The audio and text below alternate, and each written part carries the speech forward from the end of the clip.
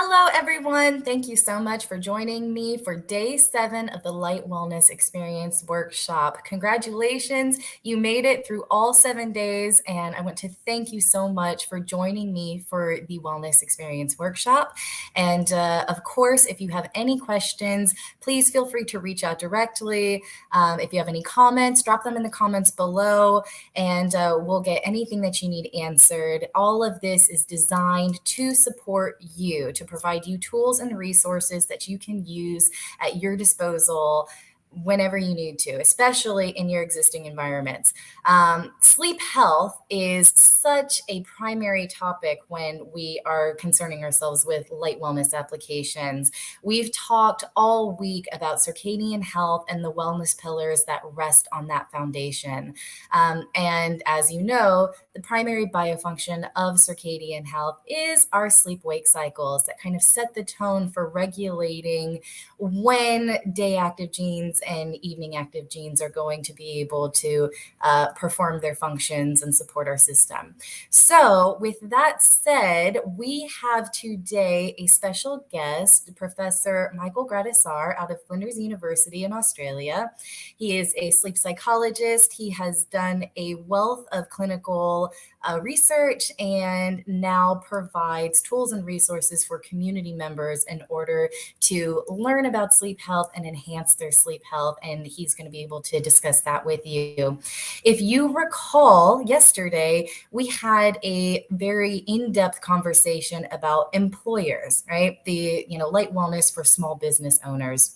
There are so many tips and tools that you can use inside of yesterday's session in order to support your employee sleep health and ultimately your bottom line, right? So remember, let's do a very quick recap of how to get from a poor sleep health employee to a high sleep health employee, right? And what you can actually do in order to make sure that these interventions are installed, implemented, managed, and ultimately successful.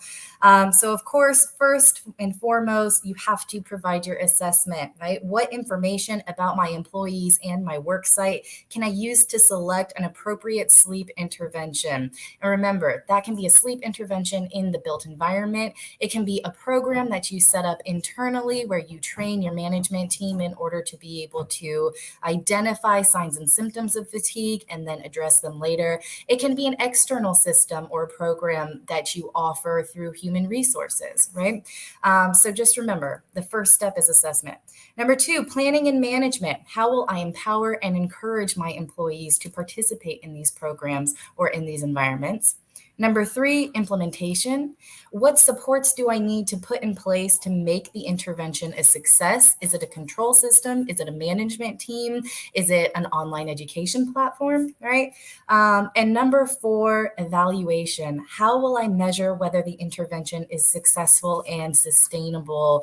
It can be anywhere from internal surveys. It can be new policies put in place for to making sure that you include fatigue risk accidents and understanding that fatigue is a part of a workplace accident, right? So we can start to see how many accidents or errors in the workplace are due to fatigue and whether or not those sleep interventions are reducing those number of errors, right? So just keep all of that in mind. Very brief recap.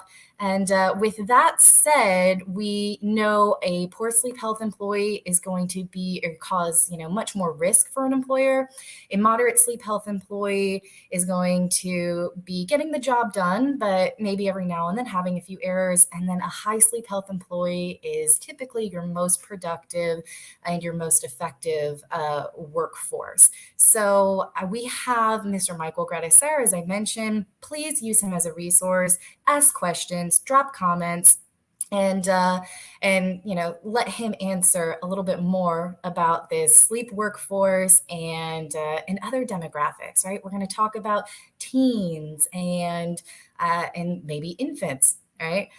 So we'll, with no further ado, I will let him give you a more formal introduction and explain, what he's all about. So here we go.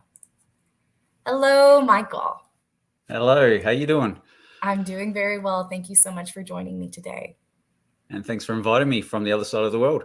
Yeah, it's literally. So, for everyone who is joining us or who is watching this recording later, right now, as you know, I am in the East Coast in the United States, Florida, nice, bright, and sunny Florida, and it is about 7:05 p.m. Michael is on literally the other side of the world, and it is what time for you? 9 a.m. Yeah, somewhere around there. It's really in the future on Friday morning. Yeah. So I'm about to close out my day, and I'm getting very tired. And Michael just woke up, so we have this kind of nice duality between our sleep health right now. It's going to be an interesting conversation. Yeah, exactly. And I'm looking forward to it. And just like you said, just sort of covering whatever sort of topics and having a nice flowing sort of conversation. Yeah, great, great. So far, they've been okay. Not okay, they've been good. I've enjoyed our conversations each time. So I'm happy that we're going to be able to share these types of insights to community members because, as I know from our original introduction, that was kind of a common point for us. That was kind of a part of both of our passion and our mission is to take our work from the professional capacity and not only realize but create means and methods to disseminate this information to community members rather than kind of keep it close knit inside our professional communities. So, you've done a wonderful job creating tools and resources to be able to do so. So I would love for you to share what those are. Especially, one of the things that you created was something called Wink Sleep Online. Can you tell us a little bit about that? Yeah, and it really just goes to show that there's almost like these different bubbles. And so for me as a sleep researcher and a sleep scientist, I would basically do all of these different sort of trials and research, and then you go to conferences and you tell other scientists about it, and you go and publish it in scientific journals that are understood by other scientists, and it wasn't really getting out to the community. And furthermore, when I was doing clinical work, it was really sort of in my hometown, and there were people in my hometown that were benefiting. And so it was like, well, we've got to sort of just spread this out. We've got to sort of traverse this sort of bubble that we're in. And, basically having a website is a way to sort of do it and trying to sort of promote it as much as possible. And that's where I found that Wink was probably one of those ways to be able to do it, to sort of, it's got a section where you've got blogs. So we're coming up to 100 blogs now. And I think the crucial thing is to try to sort of cut through the noise of the internet and sort of say, hey, we're doing the sleep research. This is actually what we know. This is a study that we've done. This is a sort of a technique that we do that actually works for a lot of people. That could work for you.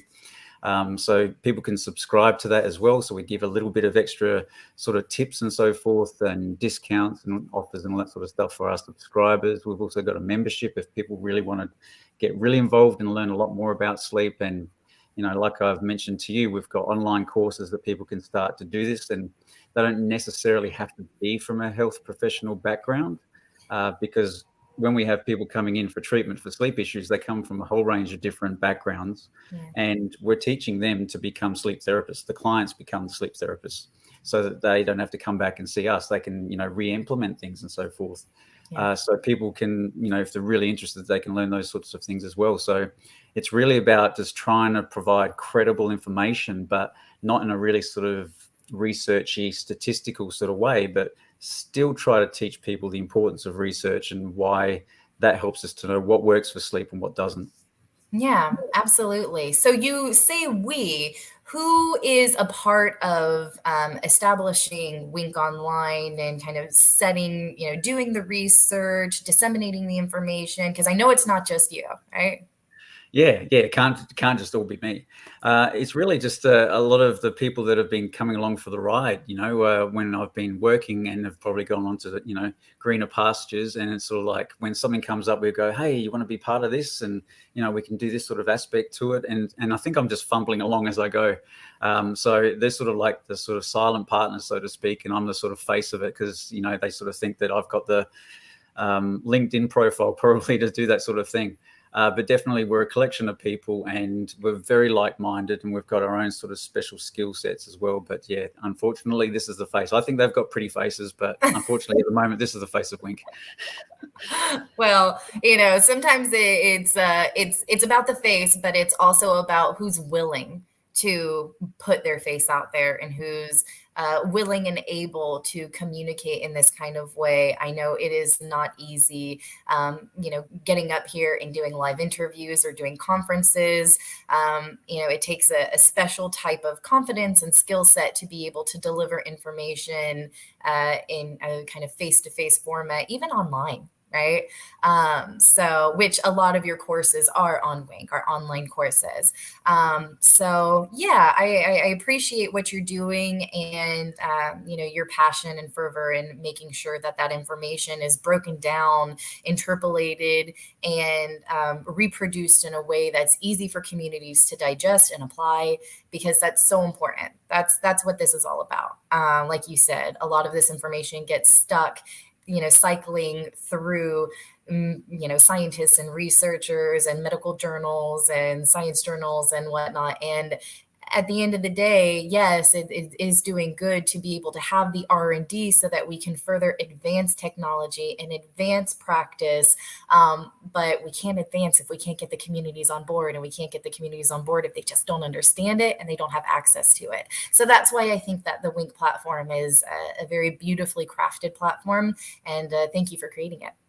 Thank you as well. And hopefully there's a lot of people that, check it out and can try to benefit from it, because we really do believe that I think people sometimes get lost or lose a little bit of hope when they see a lot of sort of sleep tips out there, for example, and they try it and it doesn't work, or they go to a website and they sort of say the same sort of thing. And, like even what you said about having the confidence to be able to sort of say stuff about sleep, like, we have one area which is about, sleep training with babies. And that's such a hot topic, and that's the only topic where I've received death threats from my research. So you have to have a thick skin sometimes and actually put yourself out there and sort of say, no, this is actually the science.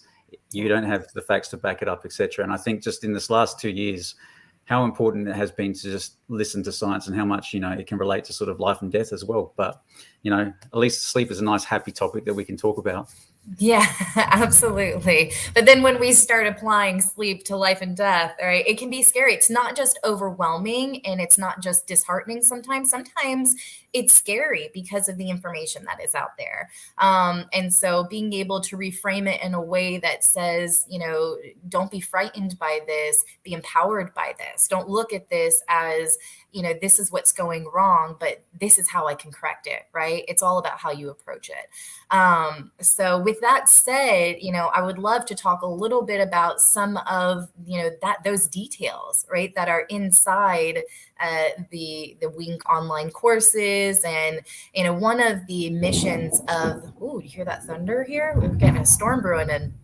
One of the kind of missions of Light Vitality Group is to be able to do that. That's why I created the Light Wellness Experience Workshop, is to be able to deliver these statistics, right? To kind of break down, parse out, and strip down the information that's out there that we're inundated with, whether and kind of find the qualifications, because there's a lot of articles out there that are just kind of stripping it down to the bare bones that don't really give you the evidence-based research. It's more opinion-based articles.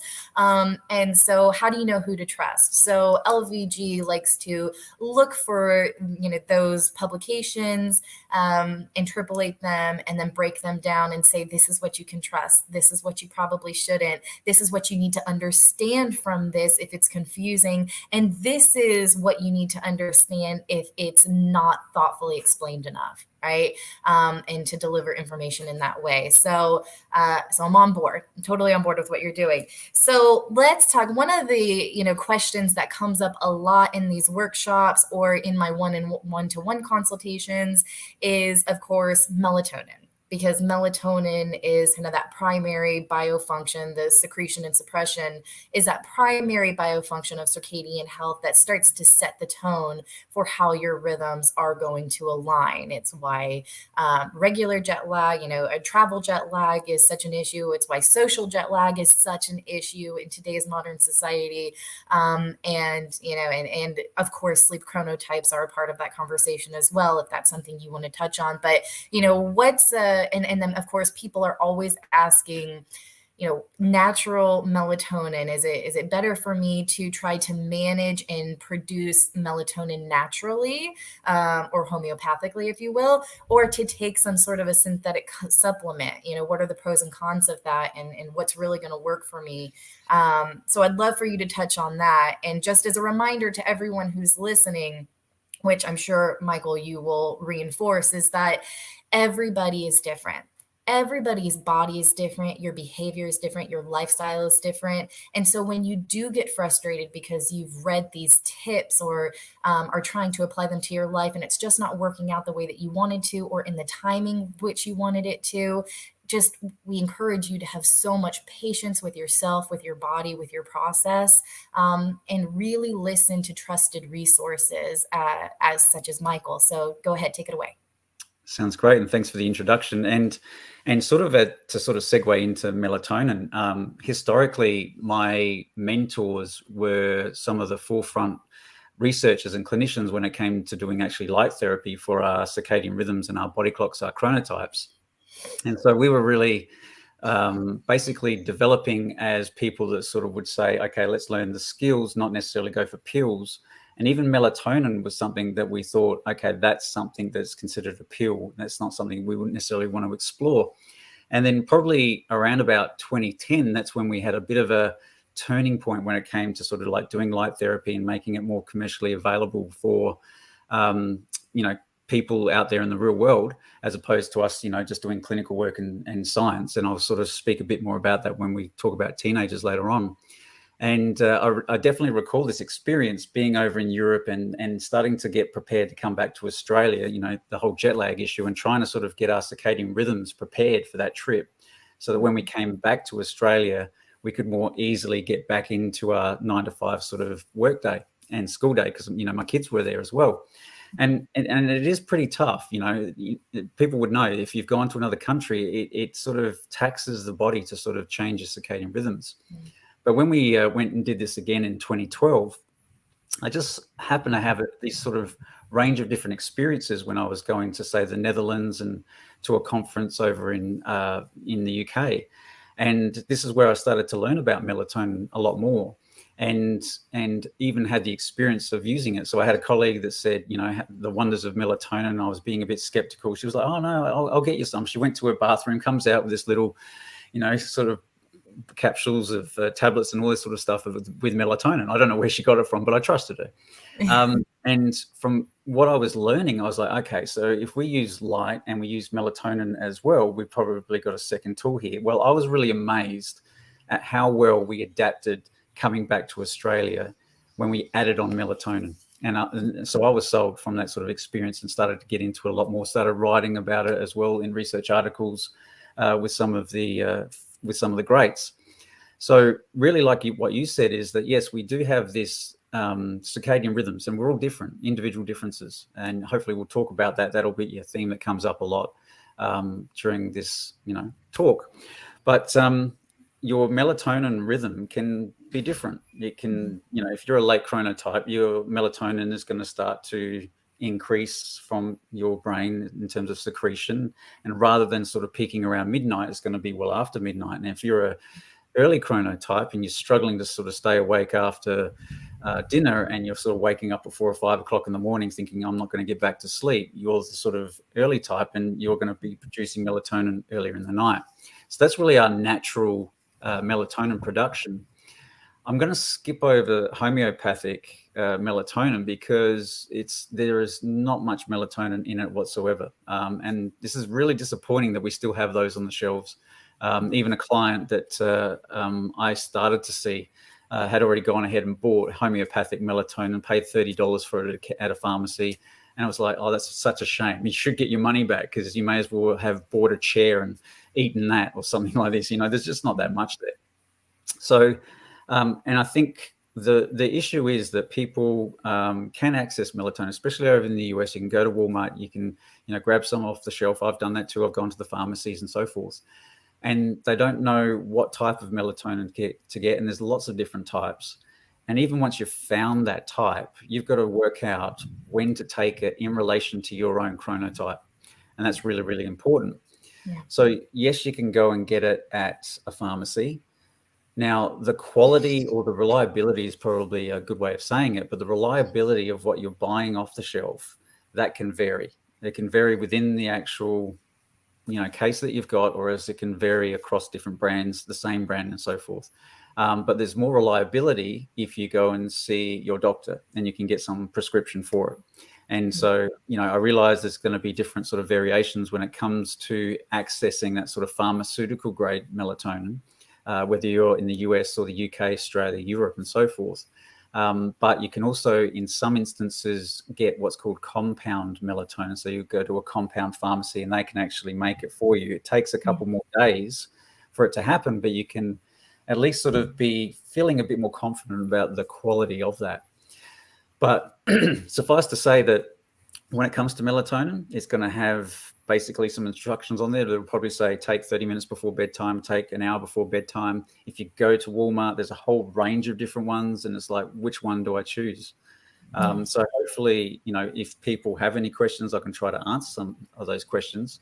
And I also will mention that we've got an ebook on melatonin, and basically it breaks it all down. It's not a massive book. I just want to give you just the skeleton information, the crucial stuff you need to know about the different types that you need and for what purposes. Because as we've just mentioned, if you're a late person, you need to take it at a certain time in the evening. But if you're an early chronotype, you actually have to take it in the morning.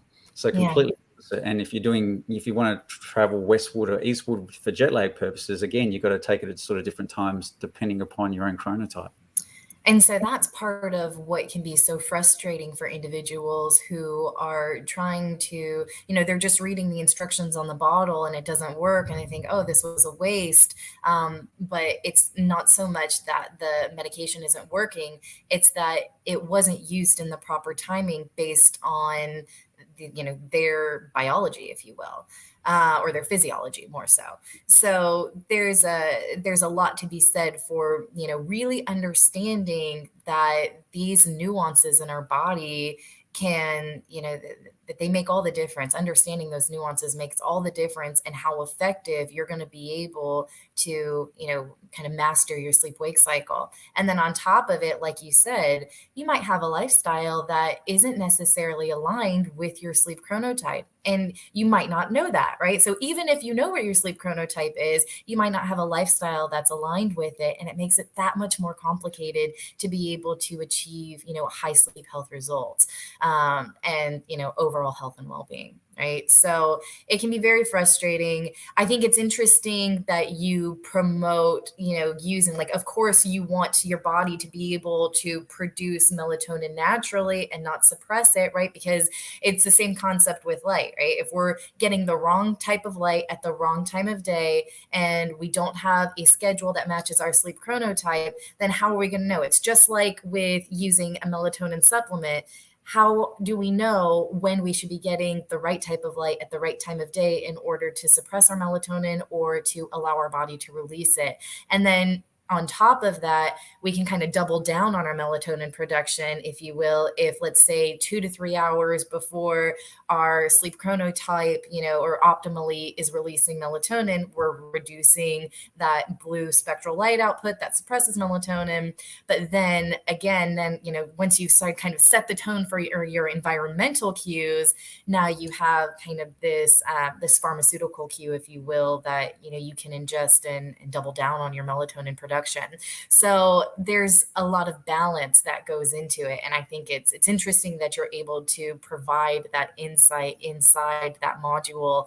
And I think it's really important for anyone who's joining us here to understand that, right? Because I can't tell you how many people I talk to and they say, oh, well, I got into bed and I tossed and turned for 2 to 3 hours before I could actually fall asleep. And the first question I asked them, I said, okay, well, when you got into bed, did you have an overhead light on? Like before you got into bed, for 2 to 3 hours before you actually got into bed, did you have overhead light on? They said, yeah. The first thing I did was I went into my room, I turned off my lights, and then I got into bed. And then I asked them about their lighting. And usually it's a bright light from overhead. It's not a low level table lamp from below the eye level. And I said, well, that's why you're tossing and turning for 2 to 3 hours, right? Because it takes about that much time for melatonin to recirculate through your body and get you to that point of being drowsy and falling asleep. So if you're going in and you're just turning your lights off right before you go to sleep, then it's going to take your body physiologically 2 to 3 hours to actually wind down. So it makes total sense that you didn't fall asleep until 1 a.m. when you climbed in bed at 10 or 11 p.m. Right? And it's so frustrating for people because they think it's just because of maybe mental health or emotional health or something that they ate, and the kind of not to have a pun, but the light bulb that goes on in their head when they're like, oh, I had no idea that light could impact me in that way. And so to be able to kind of couple light therapy with, kind of, I don't want to say pharmaceutical therapies, but supplemental therapies, could really just produce that much better results. So I appreciate you sharing that. You had mentioned, sleep in teens. Right now, one of the discussions that we have across the board, whether it's in private consultations or here inside the workshop, is kind of the sleep epidemic of teens and how the social constructs, the educational constructs that we've created, the timing of those constructs, of course, more specifically, does not match with the sleep health needs of the teen demographic, or even, the adolescent demographic. And so much is expected of them, so much is demanded of them, and their schedules are just getting packed tighter and tighter, and their days are getting longer and longer.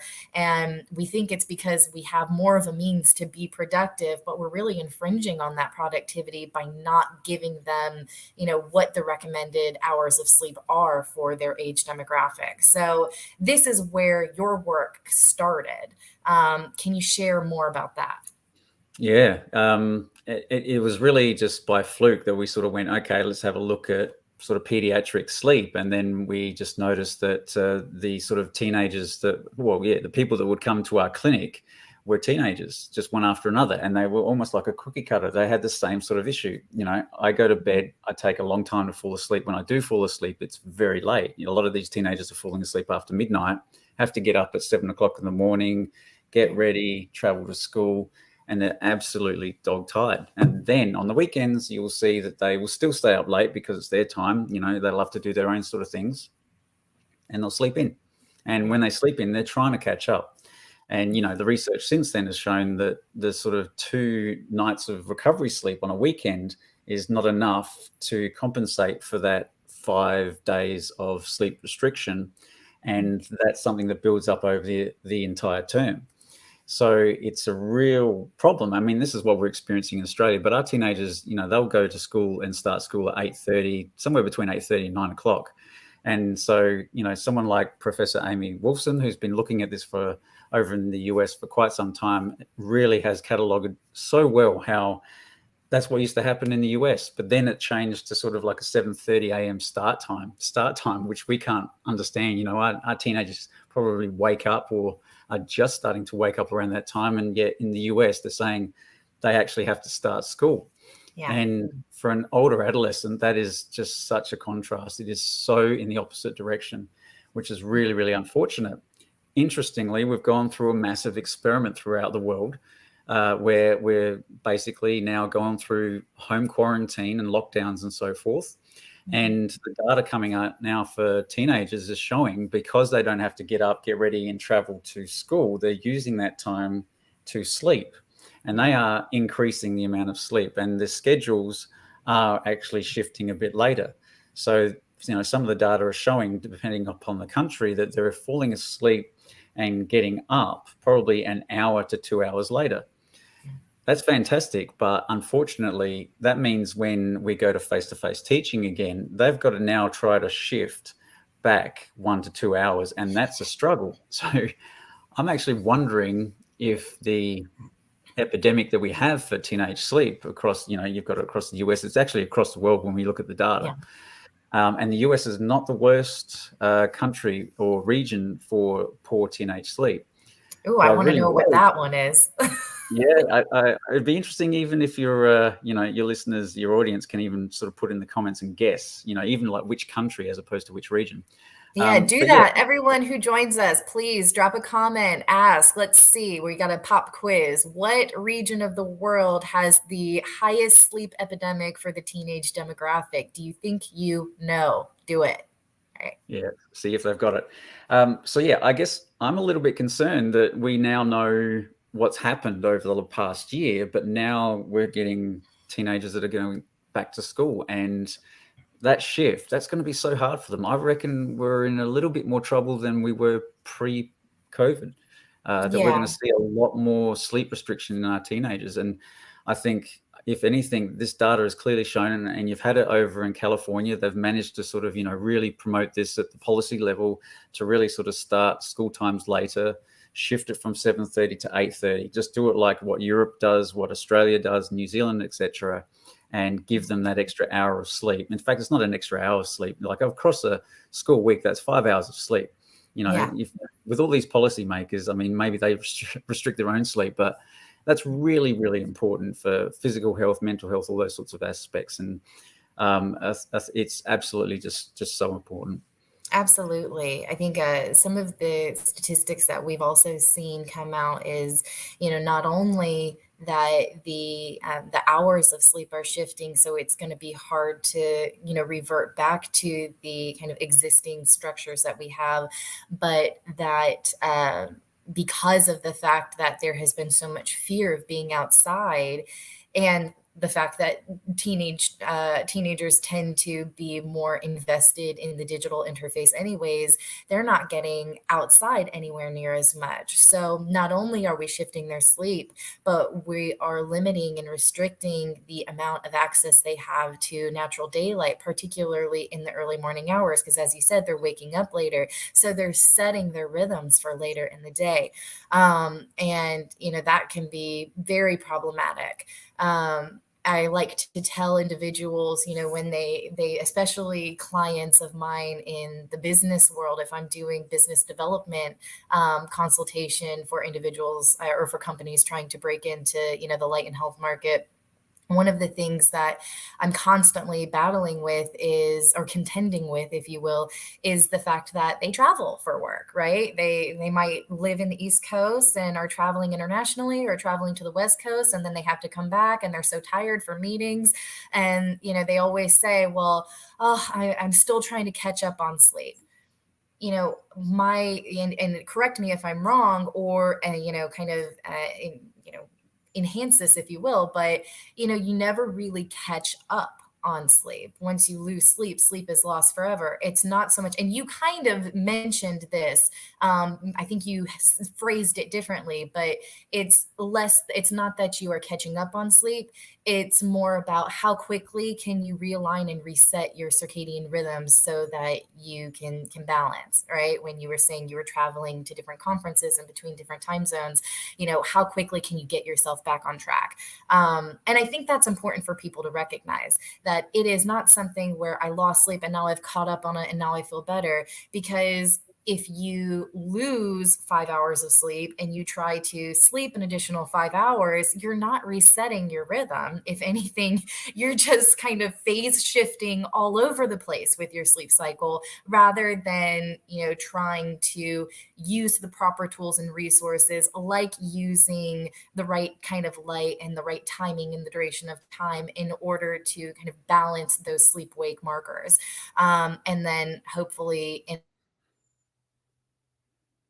shorter span of time, circadian health, so that you feel better and feel more rested, rather than constantly kind of phase advancing your sleep, right? So, do you agree with that? Yeah, well, I think you've hit upon a number of different important points. And one thing that hopefully people can get from this is that when we look at the research and do the research, but also when we apply it to seeing an individual person, say, for instance, in this context, an adolescent, a lot of people are assuming it's the technology. That's why they can't sleep. Like Yeah. that's the cause of The this. blue light in the technology, right? As for example, yeah. And the thing is though, when we look at the research, and when we were saying when we looked at the research, we actually like got all of the data from all of these different studies and we put it all together. Technology use was such a small sliver of the contribution towards an adolescent sleep problem. And it was more so that it's the biology, like what you described. The circadian rhythm is so influential in a teenager's sleep, but not just the teenager's sleep, but that's the first thing that we look at and try to assess when we've got any person as an individual. Where is their circadian rhythm roughly at? Do we need to correct that first? And if Yeah. not, great. If we need to, then we do that with light scheduled at the right sort of times for that individual, as well as melatonin. But the other process here, is what's called sleep pressure. And a lot of people have not necessarily heard about that. And Yeah. so, when we're traveling from Europe to Australia, definitely we have to get our circadian rhythm in line.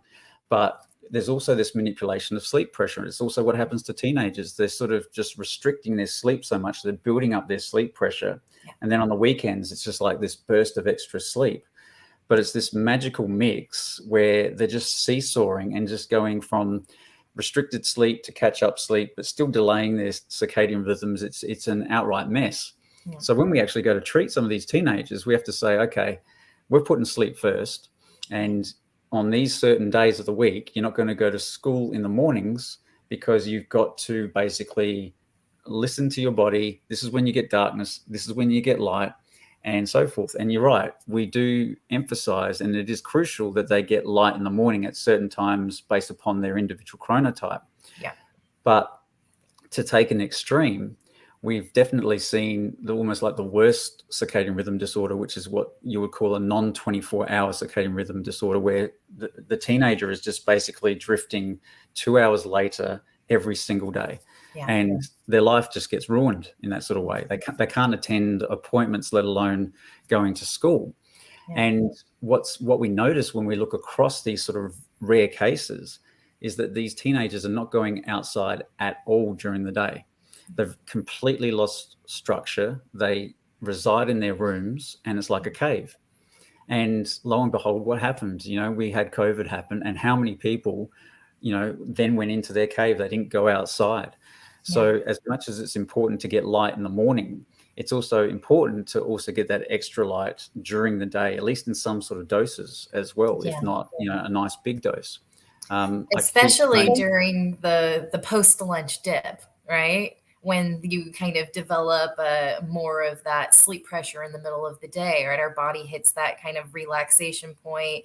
Our melatonin and our cortisol kind of recycle in our bodies. And next thing you know, we're feeling super drowsy. I love being able to, tell clients and tell community members, about the post-lunch dip, because it's such a natural and healthy function of circadian health. It's actually kind of a marker for assessing whether or not your circadian health is intact. Because if you're getting your post-lunch dip around the same time every day, within 15 minutes, of the same time every day, no, it's not that you didn't get enough sleep the night before or that you ate too heavy of a meal. Yes, those things can be true, right? That might impact, your sleepiness, but it is still a very natural, healthy function of circadian health. And you can lean into it and take that 15 or 30-minute nap, which we'll get your recommendation in a minute for that.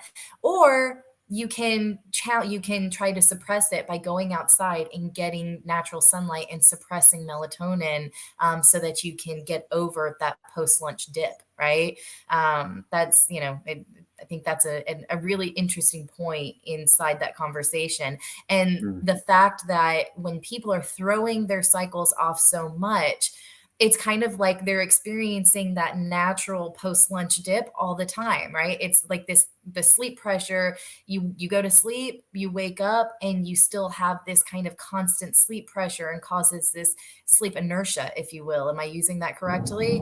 And maybe. And so they just kind of feel like they're dragging and lagging, and just can't get themselves going for the rest of the day. So do you want to talk about any of that? Yeah, and I think like what you're saying, and this is interesting as well, like a lot of people at the early outset of all of us going into lockdown, early last year and in 2020, a lot of people were saying, well, they started to nap a bit more. They're working at the computer, but I feel a little bit fatigued. I'm just going to go lie down. And they started to get in the habit of napping. Yeah. And it's a really important question around, how much do I nap for? When do I nap? And if you've built up enough sleep pressure and then suddenly you're fairly sedentary and you're not getting light and so forth, you're not being so physically active, you're going to feel that experience of sleepiness, which is your post-lunch dip, after lunch. And it's a natural part of your circadian rhythm. It's not related to the meal that you had. Part of my PhD was measuring circadian rhythms directly, with body temperature internally, externally, and their sleepiness. And it's naturally there, regardless of where you put food.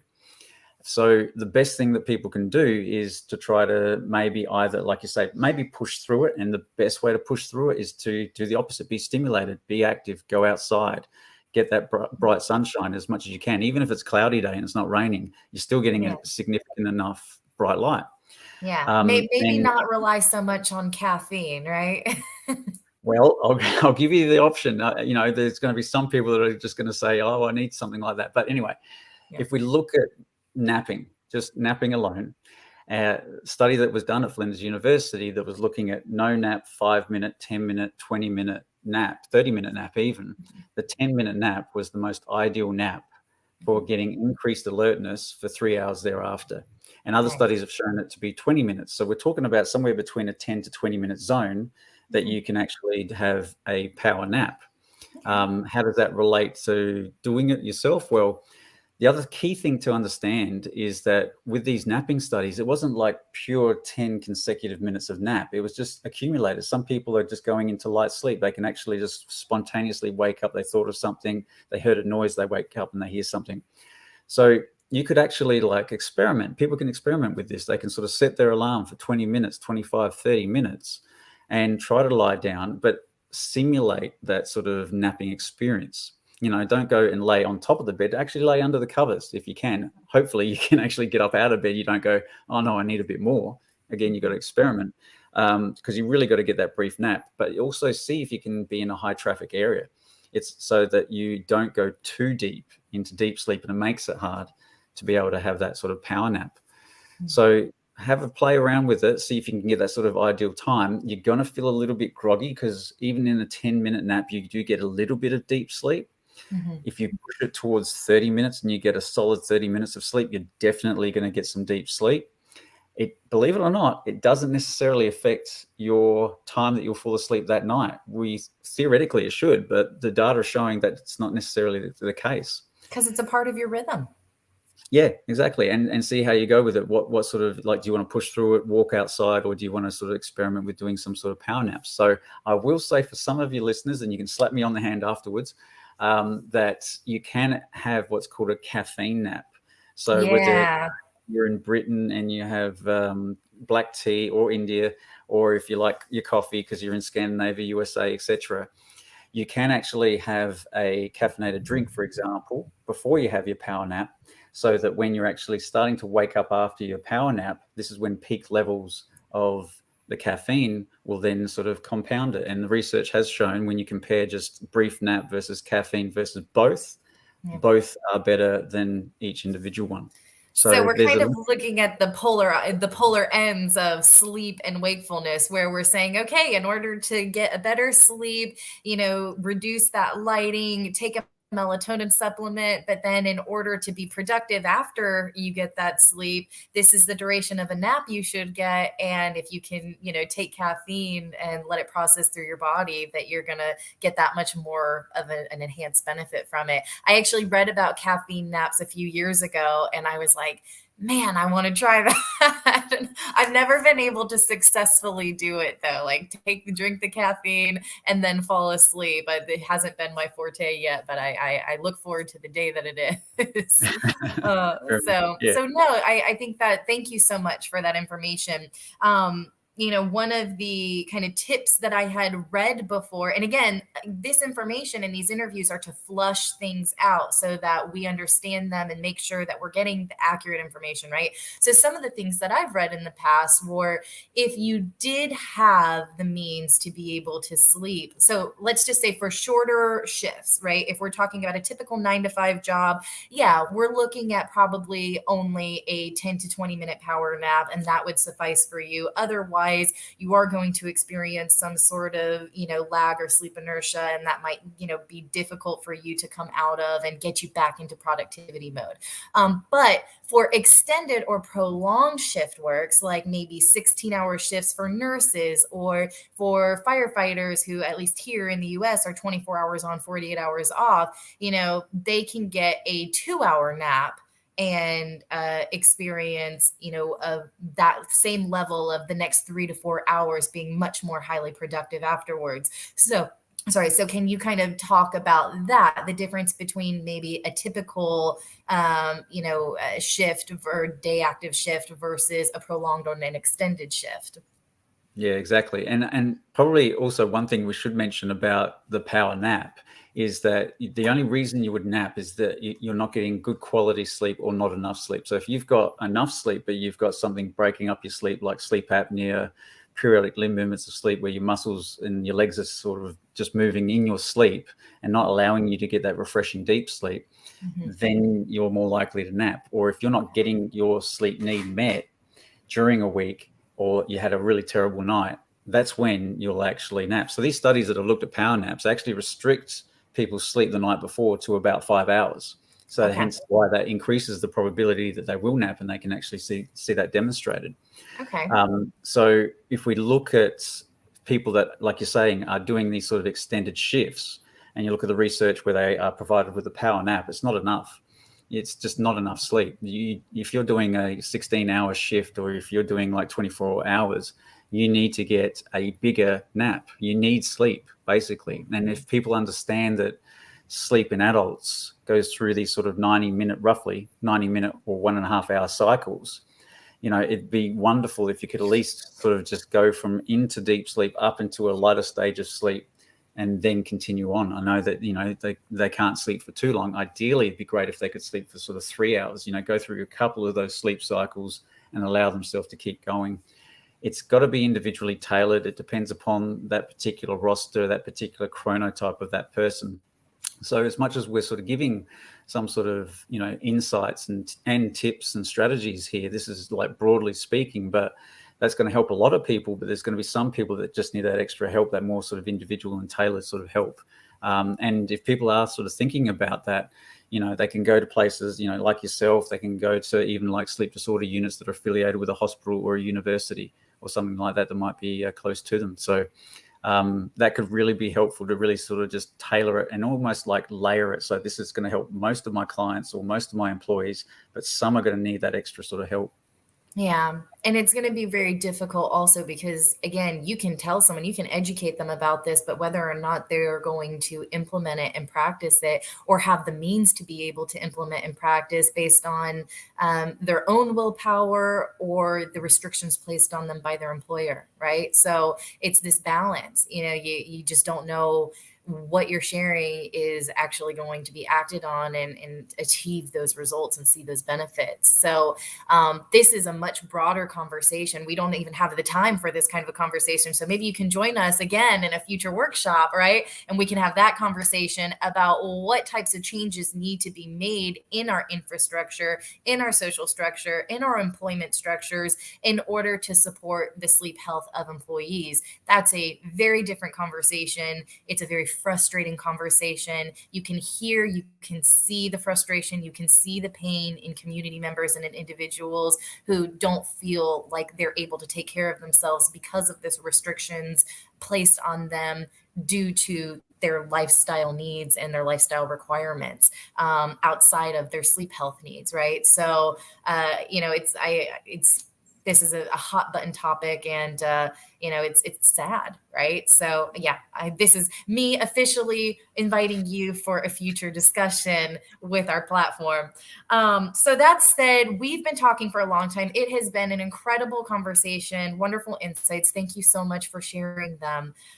Do you have any kind of final points that you would like to share? I know you have something called it's like a mini Wink Sleep conference coming up that is tailored around individuals for sleep apnea, I believe. Is that what's happening? So tell us a little bit about that. And, just kind of, take the stage and promote what you do a little bit further before we close out for the evening, for your morning. That's right. That's right.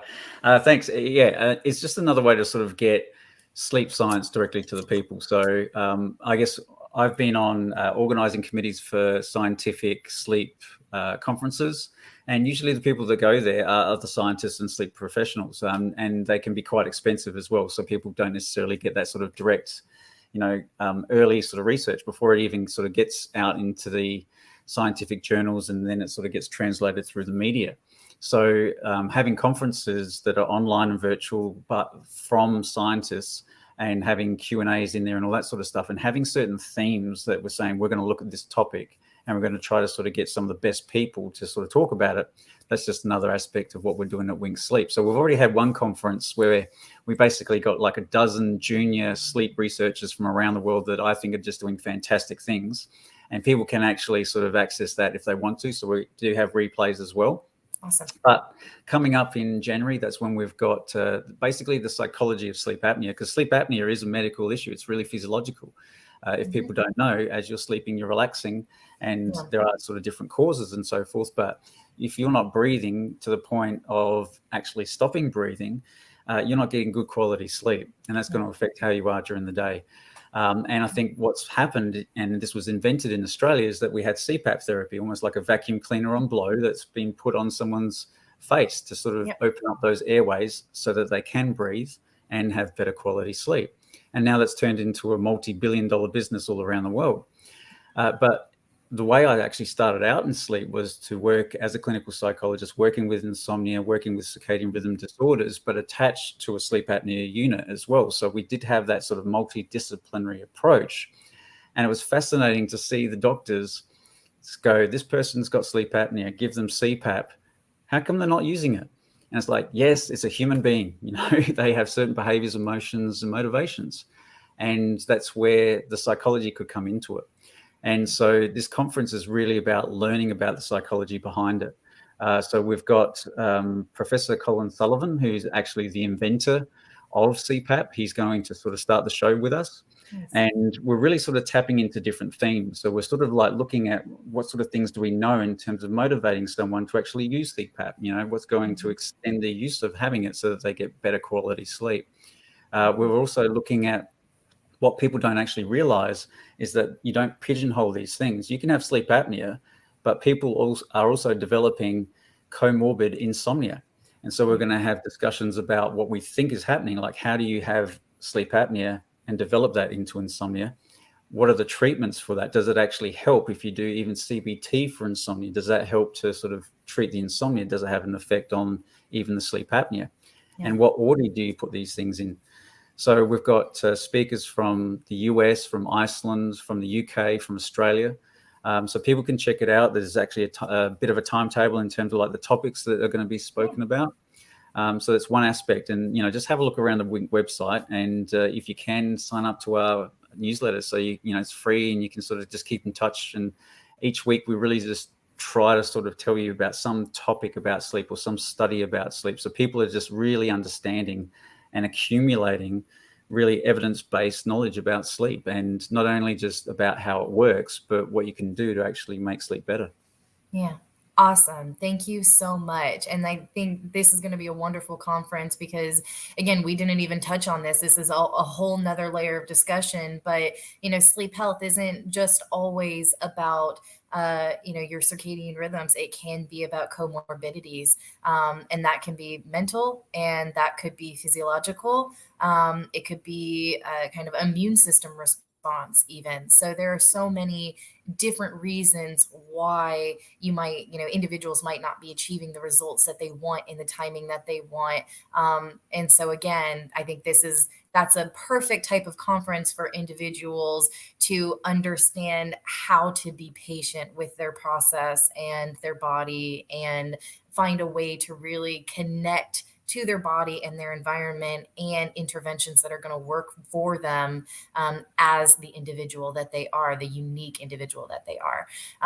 So really cool. I'm excited to see that come to fruition. And yeah, thank you so much for everything that you do and for sharing all of this wonderful information.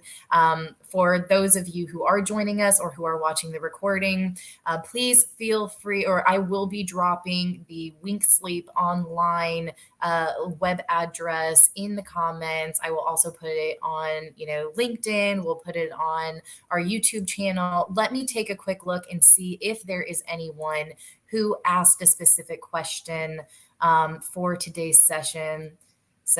So far, no. We have had some interactions, people loving this, right? But no official questions out yet. So last chance, if you have any questions, please drop them in the comments. If questions come in later, Michael, due to, different schedules, I know there are people all over the world right now who either are asleep or at work or at social events or with their family, whatnot, whatever reason, they're not able to join and they wind up watching these videos later. Can I reach out to you and ask those questions and get those answers for them? Great. Yep, sounds good.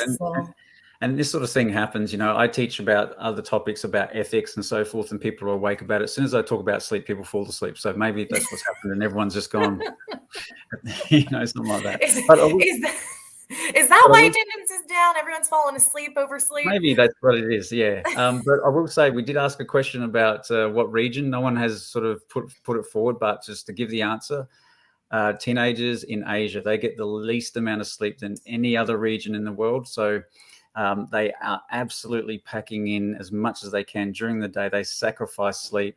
And the data have shown that probably South Korea is leading the way in terms of their teenagers getting the least amount of sleep, averaging about 5.5 hours last time we knew. So we've got to make sure that we sort of don't head in that direction. And, those colleagues over there working in Asia, they've got one heck of a job ahead of them to try to change that culture. Yeah, 100%. Thank you for sharing that. I appreciate it. And we'll make sure, actually, I'll drop that in the comments as well. So, everyone loves some good Q&A or some quiz tips, right? So everyone, big round of applause. Give a hearty thank you to Professor Michael Gradisar. I hope that I'm pronouncing that correct. I keep saying it that way. I'm saying it right. Okay, good. And hopefully we will get you back on here at a later date, maybe in, a good 4 to 6 months or so, and just kind of keep checking in and seeing what's new to research and, just keep talking about these important topics. There's never enough time to touch all the areas that need to be touched upon. So thank you so much. So I am going to, I'm going to wrap up and I will talk to you at a later date. Thank you so much, Michael. Thank you. Thank you. So everyone, I hope that you enjoyed the final day of the Light Wellness Experience workshop. I had such a wonderful time having that conversation. As you can see, sleep is so important, and there is so much more to it than just trying to fall asleep at night or, not eating the right things at the right time of day. Remember, if we take anything from the last 7 days, it's that we are all unique. We all have unique circadian rhythms. We all need to sleep, and we all live our lifestyle under light. Light, very specific spectral content within natural visible white daylight, is the primary catalyst, if you will, to maintaining and regulating those biofunctions and those circadian rhythms. Your circadian rhythms are the foundation of your health and well-being. Your pillars of wellness are the those are the pillars of health and well-being, if you will. And when you put those pillars and the foundation together, you have the fundamentals of wellness, right? We don't want to put cracks in the foundation of our well-being that then fracture and spread to those pillars. Those pillars being sleep-wake cycles, hormonal responses, heart and respiratory response, immune system response and recovery, physical fitness, right? Stress and maintaining that. So again, just be very, very mindful that the observations that you've made throughout this experience workshop. Remember, it's the experience workshop because we're giving you a full week to not only learn and digest this information and learn to apply this information in small doses, but also to give your body a means to experience some of the wellness transformations that are possible over the course of 7 days if you start to apply and practice these methodologies. So, I hope that you were able to see even, a slight wellness transformation in one or more of those pillars of health. I would love to hear that feedback. Remember, if you missed any of the information or you're having trouble catching up on the workbook and just can't catch up on the live videos, if you go to the top of the Facebook page to the guides section, we have visual recaps for the majority of the answers in the workbook. We have the homework questions where you can share information, whatever those responses are. I hope that throughout this process, you found your accountability buddy, someone that you can walk through this process with, and hopefully you maintain that relationship with an accountability buddy and partner up so that you can keep supporting each other and keep reinforcing what you've learned and how you've applied what you've learned. So yeah, this is the last day. Remember, the Light Wellness Experience Workshop is brought to you every 8 to 10 weeks. So if you've missed something and you don't get a chance to catch up, we're coming back to you. The first 4 days are always the same information. The last 3 days, we always try to get you new interdisciplinary Q&As and, keep reinforcing all of the different layers of health and well-being, particularly those associated with sleep health. So thank you so much for joining me. It's always a pleasure. I look forward to seeing you again. At any point, please feel free to reach out. Remember, the live session recordings are going to stay up until 7 p.m. on October 9th, 7 p.m. Eastern Standard Time here, to give you, especially those of you in advanced time zones like Michael, the opportunity to catch the videos and watch the videos on your schedule, regardless of what your schedule is or what delays you may have. And if you can't catch them, you can always rejoin us again in another 2 to 3 months. So that said, it is 8 p.m. I am going to turn off my overhead lights so that I can fall asleep by 11. And of course, as always, please remember to live lighthearted. Take care, and I'll see you next time.